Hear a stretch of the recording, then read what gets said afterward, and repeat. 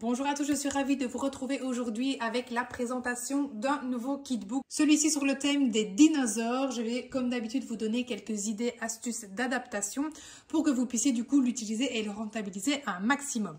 Donc bien sûr celui-ci est toujours au format PDF, donc c'est-à-dire que vous devez l'imprimer vous-même. J'ai beaucoup trop de demandes pour les avoir tout fait, mais malheureusement vous devez absolument savoir que c'est impossible pour moi au niveau budget de nouveau devoir gérer des stocks. J'ai pas l'argent pour financer de nouveau un produit physique. Le bullet m'a clairement ruiné, vous le savez, je ne m'en cache pas et j'ai un stock encore énorme sur les bras, donc je ne peux pas investir malheureusement dans les kitbooks, mais je vous assure que c'est clairement un projet que j'aimerais absolument mettre en place un jour.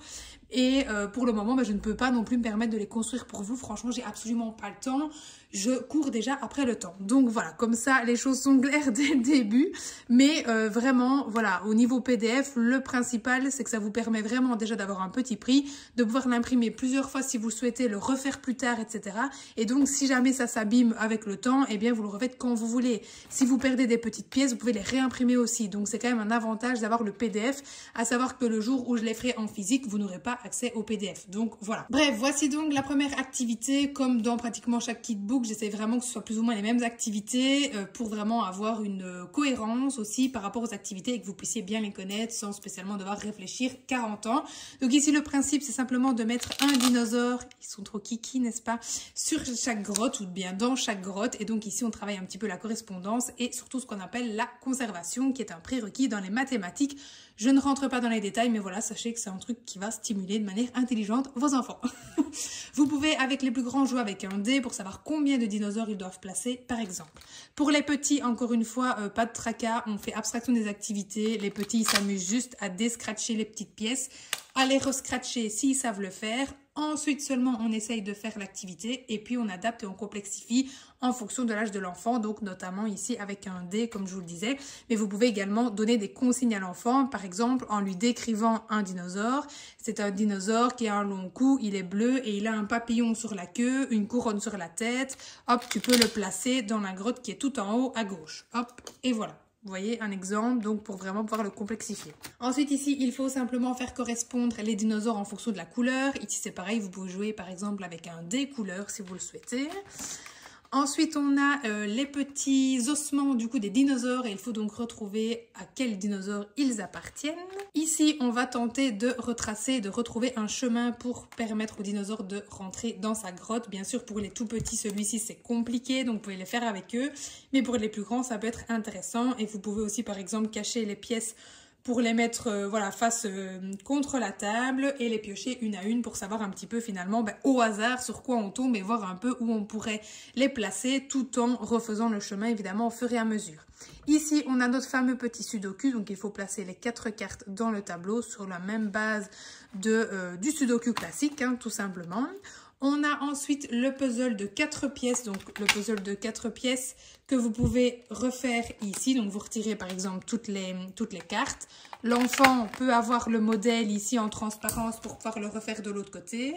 Pour les plus petits, on le refait directement sur le modèle. Et pour les plus grands, bien sûr, eh bien, on cache le modèle et il refait tout seul ici.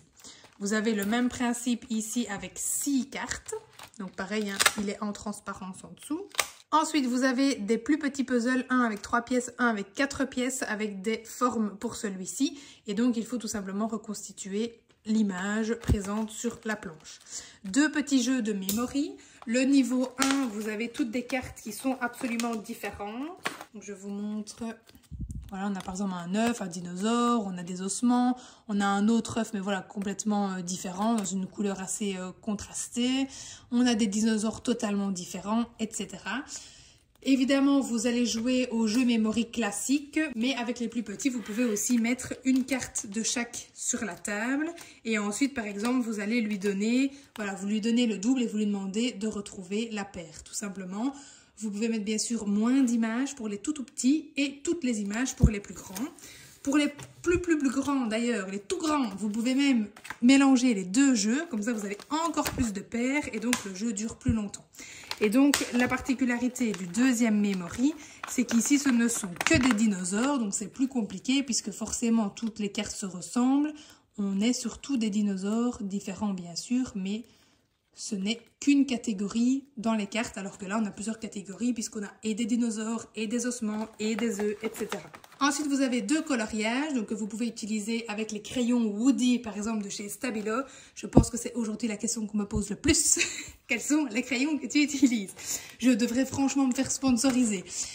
Ici, vous avez donc du pré-graphisme. Ici, il faut retrouver le bon chemin pour permettre aux dinosaures de rentrer à la grotte et non pas au volcan, par exemple. Vous pouvez bien sûr faire tracer l'enfant avec le doigt d'abord et puis après avec le crayon. Et voici pour notre petit kitbook des dinosaures qui, j'espère sincèrement, vous plaira. Je vous montre, tant que j'y suis, les 2 autres nouveautés de septembre qui sont donc disponibles également sur la boutique. On a le kitbook de l'espace et le kitbook des princesses que je vous présenterai dans une autre vidéo.